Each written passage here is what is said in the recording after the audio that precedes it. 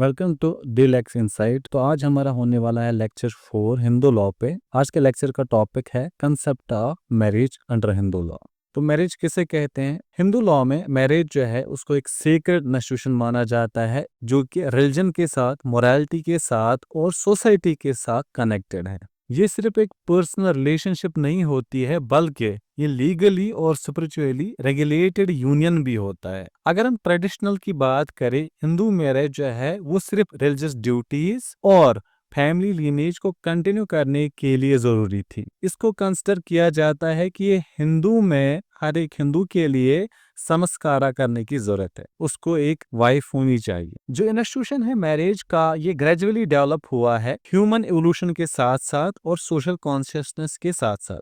ये दिखाता है कैसे लोगों के नोशन जो है वो चेंज हुए प्रॉपर्टी के रिलेटेड, फैमिली के रिलेटेड और डेस्केंट के रिलेटेड। हिंदू मैरिज जो है उसको हिस्टोरिकली सिर्फ इस चीज के लिए जोर दिया जाता है क्योंकि वो एक ड्यूटी थी या ऑब्लिगेशन थी, ना कि वो इंडिविजुअल की चॉइस या कंसेंट। जो पार्टीज थी उनकी विल जो है वो सबऑर्डिनेट होती थी रिलीजियस नॉर्म्स को, यानी रिलीजियस नॉर्म्स पहले आता है फिर उसके बाद पार्टी की विल आती थी। तो इवोल्यूशन कैसे हुआ इस इंस्टीट्यूशन ऑफ मैरिज का? अगर हम प्रिमिटिव सोसाइटी में देखें, मैरिज जो है एज एन इंस्टीट्यूशन एग्जिस्ट ही नहीं करता था और सेक्सुअल रिलेशंस जो थे वो अनरेगुलेटेड थे पूरी तरह। उस वक्त कंसेप्ट सिर्फ मैटरनिटी का था, यानी सिर्फ माँ कौन है बच्चे की, बाप कौन है वो डिटरमाइन नहीं किया जाता। तो अर्ली ह्यूमंस जो थे वो सिर्फ अपनी नीड्स को सेटिस्फाई कर रहे थे, जैसे फूड, शेल्टर और उसी तरह सेक्सुअल रिलेशनशिप्स भी। कोई भी सोशल स्ट्रक्चर नहीं था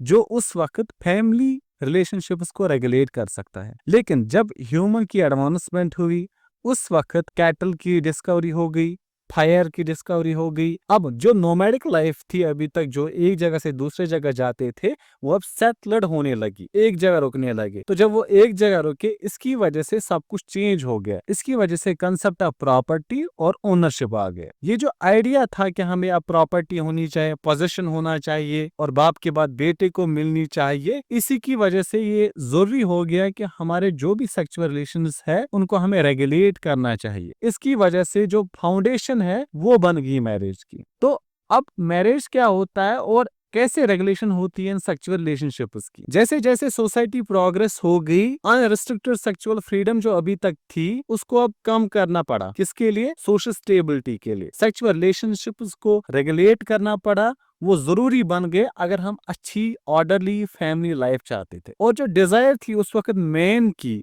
वो ये जरूरी था कि वो पहचाने उसका चिल्ड्रन कौन है, उसकी लीनेज कौन है, ताकि कल को जो भी पैटर्निटी जो उनकी या पोजीशन के लिए या प्रॉपर्टी के लिए जो है, उस वक्त पता चले कौन सा बाप है और किसको हिस्सा जाएगा। तो ये चीज कैसे हासिल हो सकती थी? जब हम सेक्स को या सेक्सुअल रिलेशनशिप्स को अच्छी तरह से रेगुलेट करते। तो उसकी वजह से अब एक्सक्लूसिव यूनियंस बनने लगे, जहां पे सिर्फ एक मैन या सिर्फ एक वुमेन जो है अब एक साथ रहने लगे। अब कोई भी ग्रुप में सेक्सुअल रिलेशनशिप नहीं रखता था, कोई भी दो मर्दों के साथ, दो औरतों के साथ ऐसा नहीं होता था, क्योंकि यहाँ पे अब एक सोसाइटी की नेसेसिटी बन गई थी ये मैरिज। तो हम कह सकते हैं यहाँ जो मैरिज है वो सोशल नेसेसिटी है। तो जो इंस्टीट्यूशन है मैरिज का वो स्लोली डेवलप हुआ और नेचुरली डेवलप हुआ। ये कोई सडन चेंज नहीं थी या डिलिब्रेट क्रिएशन नहीं थी किसी की भी। ये इवॉल्व हुई जबकि सिविलाइजेशन भी इवॉल्व होती थी इसके साथ साथ। तो कैसे मैरिज कैसे होती थी पुराने ट्राइबल और पैट्रियार्कल सोसाइटी में? अगर हम ट्राइबल सोसाइटीज की बात करें, उस वक्त ग्रुप मैरिज होती थी और कम्युनल सेक्सुअल रिलेशनशिप्स कॉमन थे। और ओवर टाइम जो प्रोहिबिशंस है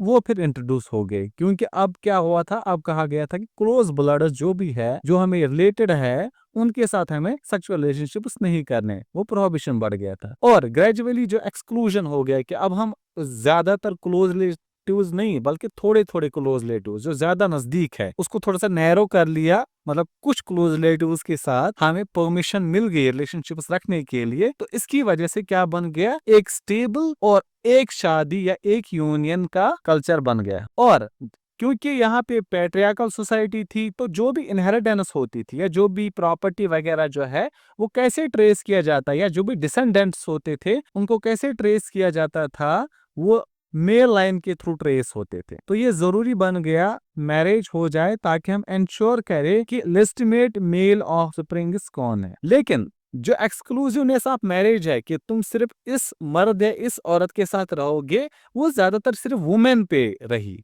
कि सिर्फ एक वुमेन जो है वो एक सिंगल मर्द के साथ रहेगी। मैन पे ऐसी जो है एक्सक्लूसिवनेस नहीं पड़ी। फीमेल्स को ज्यादा लॉयल रहना पड़ता था ताकि इंश्योर हो जाए कि जो बाप है वो एक ही है। तो पोजीशन ऑफ वुमेन क्या थी उस ट्रेडिशनल हिंदू मैरिज में? अगर हम पैट्रियार्कल हिंदू सोसाइटी की फिर से बात करें, यहाँ पे वुमेन्स जो है उनको कैसे रखा जाता था? Under the authority of men या under the control of man. Marriage जो है उन्होंने उस चीज को रिइंफोर्स किया, मेल डोमिनेंस को बढ़ा दिया, ना कि वहां पे इक्वालिटी हो गई। यहाँ पे वुमेन से एब्सोल्यूट लॉयल्टी एक्सपेक्टेड थी, लेकिन सेम रिस्ट्रिक्शंस उसके हस्बैंड पे नहीं होते। इसकी वजह से ये हमें पता चलता है उस वक्त जेंडर इनइक्वालिटी थी मैरिज में। वाइफ की पोजीशन हमेशा सबऑर्डिनेट होती थी, दूसरी जगह पे होती थी, और उसकी इंडिविजुअलिटी या उसकी जो पर्सनालिटी है वो मर्ज होती थी किसकी पर्सनालिटी के साथ? हस्बैंड की पर्सनालिटी के साथ। उसका प्राइमरी रोल उस वक्त सिर्फ रिप्रोडक्शन का था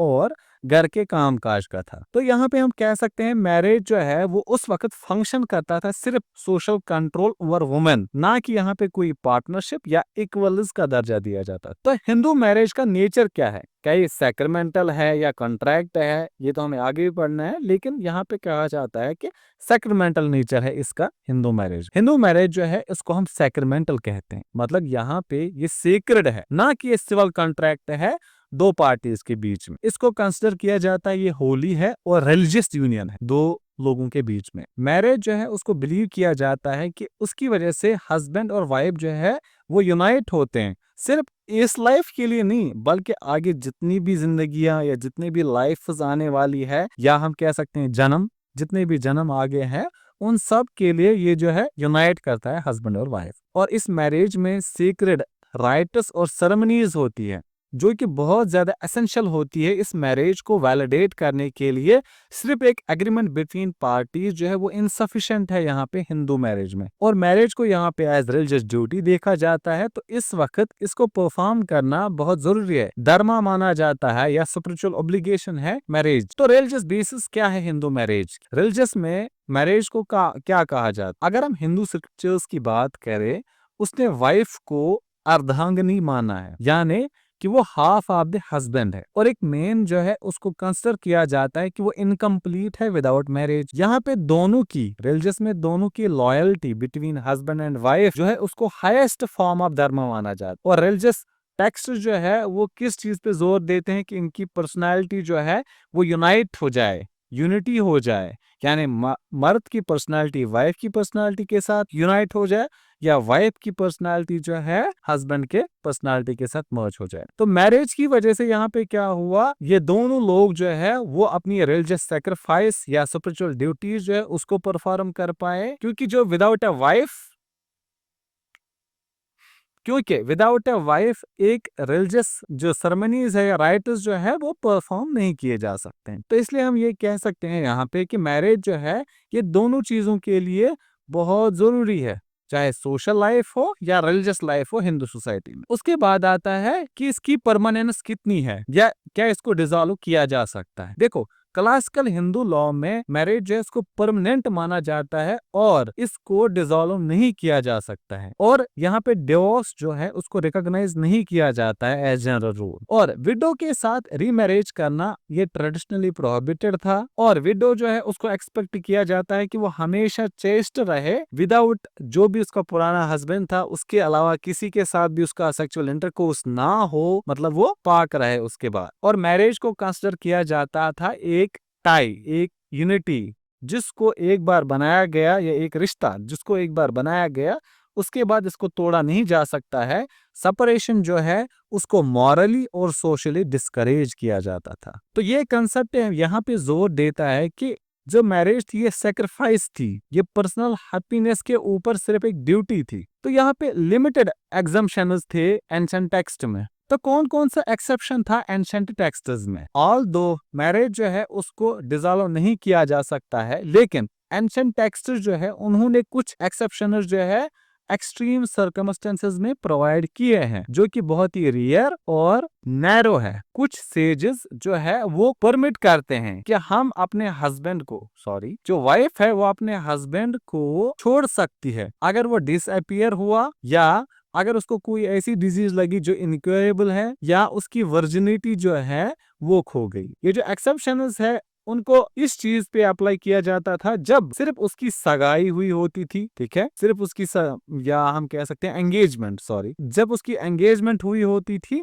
या जो मैरिज थी अभी उसमें कोई सेक्सुअल इंटरकोर्स नहीं हुआ था, अभी वो कंजमेट नहीं हुई थी। अगर एक बार मैरिज फुल्ली सोलमनाइज्ड थी तो उसके बाद उसको डिसॉल्व नहीं किया जा सकता था। तो यहाँ पे भी अगर हम प्रीडोमिनेंट व्यू देखें, वो किसको फेवर करता था कि मैरिज जो है वो परमानेंट है। उसके बाद आता है पॉलीगेमी और इनइक्वालिटी इन मैरिज, जहाँ पे अभी तक हमने पढ़ा कि जो ये सेक्रेड थ्योरी है या सेक्रेड है मैरिज, सेटल पॉलीगेमी जो है वो परमिटेड थी हिंदू लॉ में। हिंदू मेन जो है वो क्या करते थे, वो एक से ज्यादा वाइफ रखते थे। मैरिज जो है वो ज्यादातर सेक्रेड किन के लिए थी, वुमेन्स के लिए, ना कि मेन के लिए। यहाँ पे दूसरी औरत रखना या प्रोस्टिट्यूशन जो है वो मैरिज के साथ साथ चलता रहा, जिसकी वजह से पता चला कि यहाँ पे डबल स्टैंडर्ड्स है। सिर्फ वुमेन जो है वो बाउंड होती है, मेन जो है वो फ्री ही रहते हैं। जहाँ पे सिर्फ वुमेन से लॉयल्टी डिमांड की जाती थी, जहाँ पे हस्बैंड जो है वो इन रेस्ट्रिक्शंस को पूरी तरह से खत्म कर सकते थे। इस इनइक्वालिटी जो है उसने मॉरल फाउंडेशन जो थी या जो सेक्रेमेंटल नेचर था इस मैरिज का, उसको वीकन किया। कैसे हुई ट्रांजिशन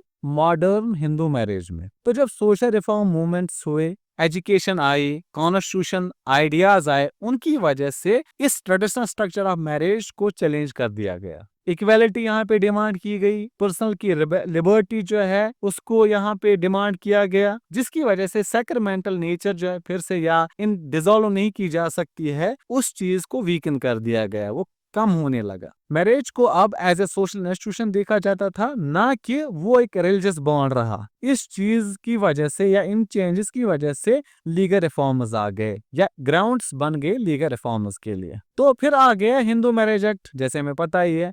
तो क्या थी marriage under Hindu marriage act? Hindu marriage act जो है उसने हिंदू मैरिज के रिलेटेड जो भी लॉ था उसको रिफॉर्म कर दिया। इसने इंट्रोड्यूस किया कि यहाँ पे कुछ कंडीशंस होनी चाहिए जो कि लॉ ने दी है वैलिड मैरिज के लिए। वो कंडीशंस क्या क्या थी? एज होनी चाहिए, मेंटल कैपेसिटी होनी चाहिए, प्रोहिबिटेड डिग्रीज ऑफ रिलेशनशिप, यानी जिन जिन के साथ जो क्लोज ब्लडेड है या जो रिलेटेड है उनके साथ शादी नहीं कर सकते हैं वो, या मोनोगेमी होनी चाहिए, सिर्फ आप एक शादी कर सकते हो। ठीक है, ये बहुत जरूरी बनाए गए हिंदू मैरिज एक्ट में। और डाइवोर्स और जुडिशियल सेपरेशन जो है अब उसको रिकॉग्नाइज किया जाता है, यानी इस एक्ट के आने के बाद एक वुमेन जो है या एक हस्बैंड जो है, एक वुमेन अपने हस्बैंड से दूर हो सकती है। अब जो ये रूल था कि ये मैरिज डिसॉल्व नहीं हो सकती है, उसको ब्रेक कर दिया गया। मैरिज जो है अब बन गई एक सब्जेक्ट कोर्ट का। अब कोर्ट डिसाइड करता था कौन कौन सी रेगुलेशन लगेगी इस पे, कौन कौन सी मैरिज वैलिड मानी जाएगी या कौन सी इनवैलिड मानी जाएगी, कब डिसॉल्व हो जाएगी, सब कुछ। तो अब जब एक बार लॉ आया, यहाँ पे कोडिफाई हो गया,